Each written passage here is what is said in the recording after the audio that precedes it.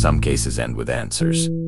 These end with shadows. Tonight, we're diving into 3 real cold cases. Stories where victims vanished without reason, evidence evaporated, and killers walked away unseen. These cases are some of the most baffling in modern crime history. But here is the chilling part. Every single one of them could still be solved today. And somewhere out there, someone knows the truth. Let's get into it.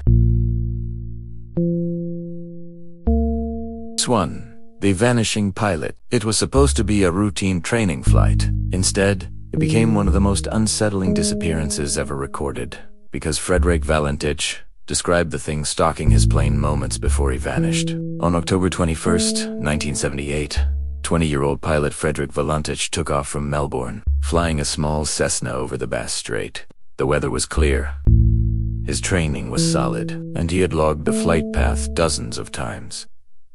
But about 40 minutes in, Frederick radioed air traffic control with a message that stunned operators.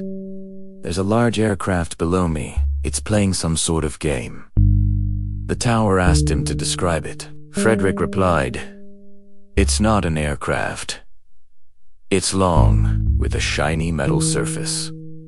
Seconds later, "It's hovering. It's not an aircraft." His final transmission caught on official audio was a metallic scraping noise followed by silence. Search teams found nothing. No wreckage. No body. Not a single piece of the aircraft. A year later, strange green lights were reported in the area by fishermen. Some claimed to hear an engine sputtering before a splash. Others believed Frederick was disoriented and crashed into the water. But here is the twist. Independent radar recordings show another unidentified object moving near Valentich's aircraft at the exact time he disappeared. 45 years later, no trace of his plane has ever surfaced, and the audio of his final words still haunts investigators. Case 2. The locked motel room. In 2001, a man checked into room 5 at the Lake Quinault and under the name Lyle Stevik. He wasn't depressed.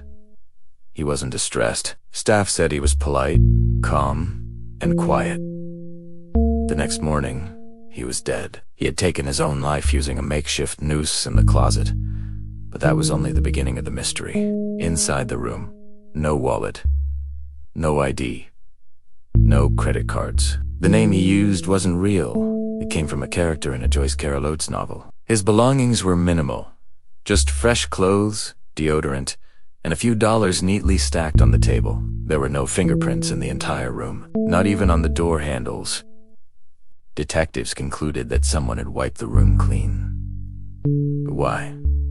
There was no sign of a struggle, no obvious foul play. But the unknown man's face circulated national databases with 0 matches. Eyewitnesses said he appeared early 20s, possibly mixed race, soft-spoken, almost shy.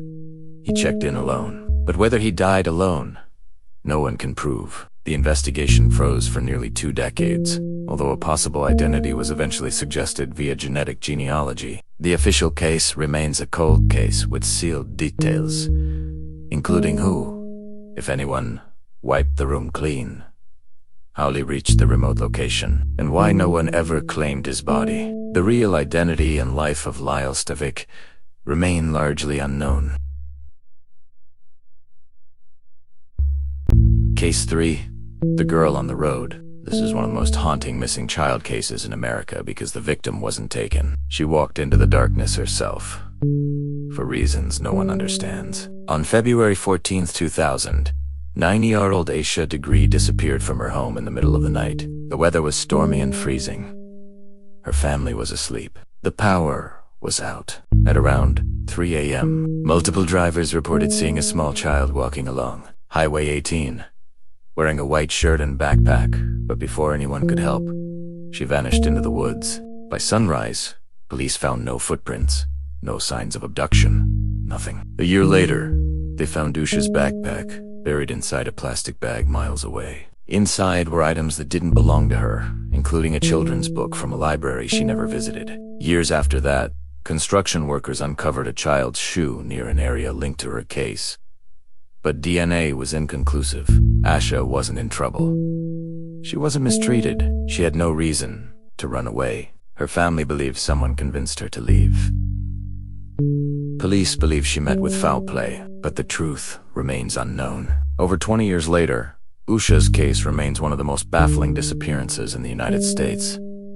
A mystery that investigators still revisit every single year.